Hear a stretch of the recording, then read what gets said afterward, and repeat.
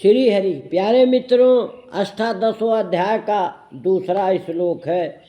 श्री भगवान वाच काम में आना कर्मणाम न्यासम संन्यासम कवे विदु सर्वकर फल त्यागम प्राहु अस्त्यागम बीच क्षणाय। श्री भगवान ने कहा, जितने काम्य कर्म हैं उनके न्यास अर्थात छोड़ने को ज्ञानी लोग संन्यास समझते हैं तथा समस्त कर्मों के फल के त्याग को पंडित लोग त्याग कहते हैं।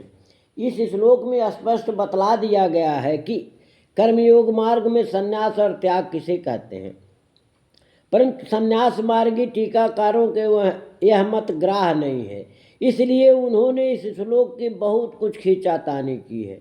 इस श्लोक के प्रथम में ही काम शब्द आया है, अतः इन टीकाकारों का मत है कि यह मीमांसा के नित्य नैमित्तिक काम और निषेध आदि कर्म भेद अपेक्षित है।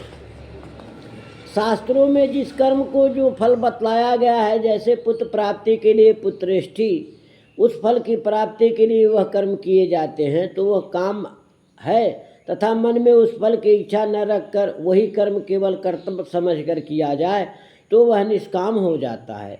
इस प्रकार सब कर्मों में काम में और निष्काम अथवा मनु की परिभाषा के अनुसार प्रवृत्ति और निर्वृत्ति ये दो ही भेद हो सकते हैं।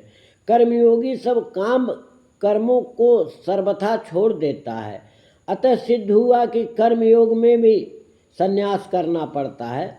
अब बच रहे निष्काम कर्म।